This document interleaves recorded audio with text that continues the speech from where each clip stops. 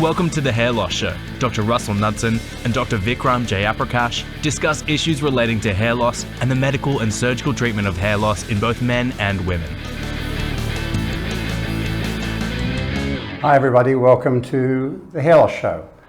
We're going to talk tonight about a real life experience that Vikram and I had here in the clinic in Malvern last year to talk a little bit about the unexpected consequences of surgery for some people. Yeah. I think that I'd like to sort of paint a little bit of a background picture because a lot of you, great, again, thanks very much for all your comments, but we get a lot of comments through the YouTube channel. People message us on Instagram, Facebook, and email us, and a lot of the questions are, well, these are my photos, what do you think I should do? And so our response, generally speaking, is to reply and say, look, I really think you need a consult. Now, on the face of it, that may seem unfair. Someone's asking you for advice and we're saying, arrange a consult. But there's a reason for that. Now, we thought we'd try and, use another case demonstration to explain why we're suggesting that. So in the COVID era, we're now doing a lot more telehealth consultations. And a lot of the time that's going to work okay, but sometimes it can come and bite you a little bit.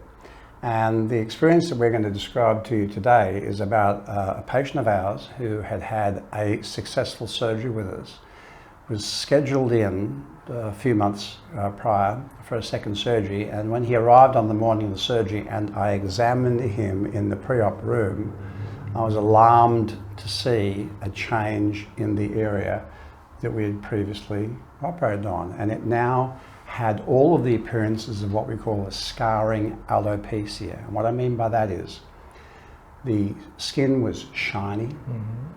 It had a kind of a different appearance. If you looked at it closely, where the holes in the skin are, where the hairs come through, had disappeared. And even more importantly, there were signs of inflammation in the area and loss of previously grafted hairs that we had seen at the 6 and 9 month mark that were looking great. And then he comes back for his operation after a year and all of a sudden it's looking worse than it did the last time he saw it. So the interesting part about that story is because how it was followed through, and we probably classify this as almost like a near miss scenario for us. And one of the things I'm most proud of is that we actually picked it up and stopped it in time, because he was booked in for surgery. The theatre was all set up, the staff was ready, all the equipment was open and ready to go. So it's a big call to cancel surgery in that scenario. But and what happens with in instances like this, the patient called up a few days beforehand because he'd seen you in clinic months prior and booked in for surgery, but said, look, I'm losing a bit more hair, I may need a few more grafts, a few extra grafts. And normally our normal response to that sort of message is the balding has progressed behind the grafts. Yes. The grafts are doing great, but we have to throw a few extra grafts in. What we didn't understand from the conversation with him, because he was talking about loss of grafted hairs. Yes.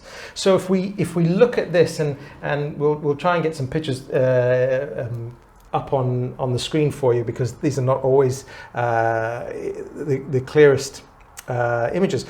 This is just prior to.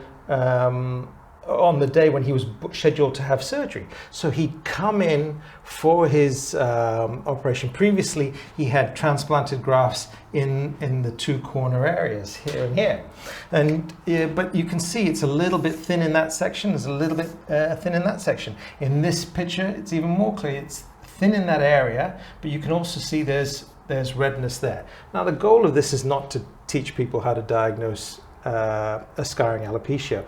But you can see over here, and this is a little bit more clear because this is a more magnified view, that this is the area where the previous grafts were. And we know, because you'd seen them in clinic as well, this area had a lot more hair in there.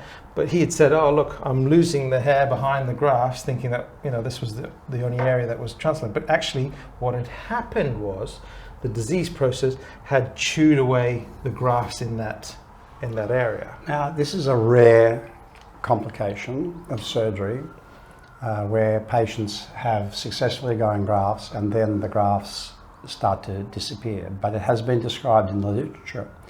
And so he was immediately instituted through a dermatologist on a treatment program which stopped the inflammatory process and stopped the aggressive eating away of the grafts.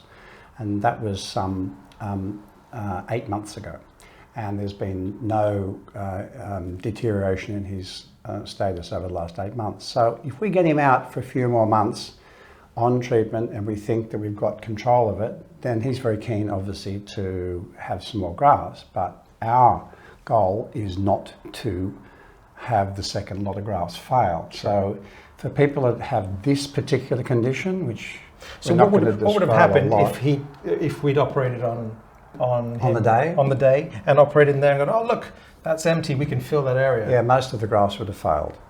And the reality is that even when you have control of the process, we have to explain to the patient that there's maybe a 20 or 30% risk that we will reactivate the process merely by operating. So it's an unusual complication, but I guess it leads into what Vikram was saying before.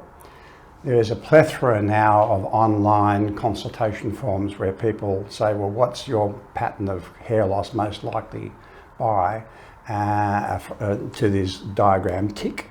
How old are you? Tick. Do you have any health problems? No, tick.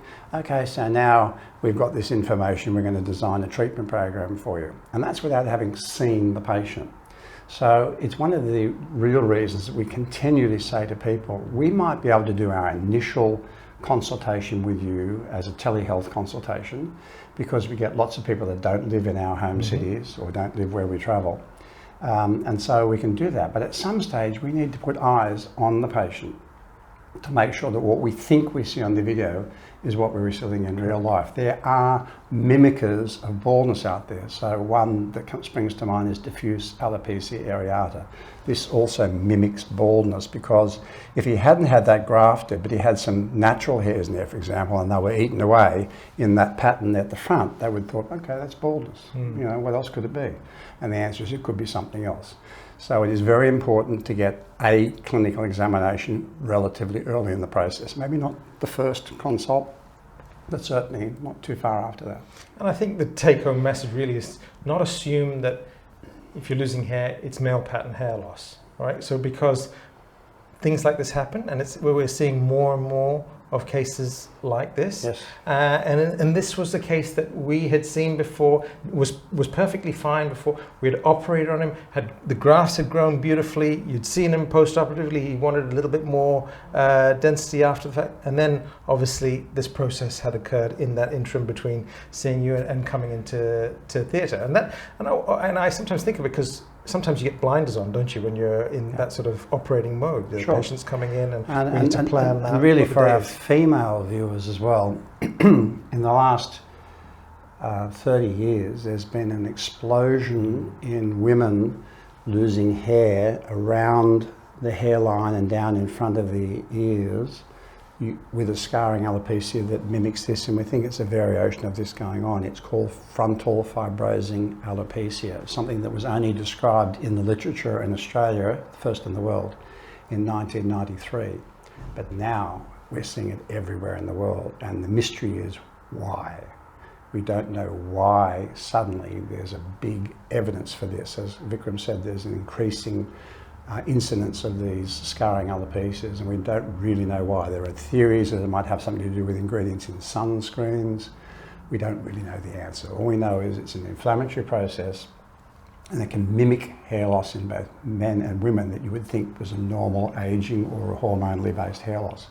So take home message, make sure it's somebody who knows enough about hair loss to make a good diagnosis, gets a good look at you, eyeball, dermatoscope, and just make sure that what we think is going on is really going on and it's not something else. Hope you found that useful. I think that's a really important case, an important point to highlight, because again, coming back, people asking, saying, "Oh, look, just tell me what I need, and I go away and do it," or I can buy this online and manage it myself. I think there are risks. And we try and minimize that as much as possible. So thanks again for watching. Hope you found that useful. Please remember to like and subscribe, and we'll see you on the next episode. Thanks very much. Bye.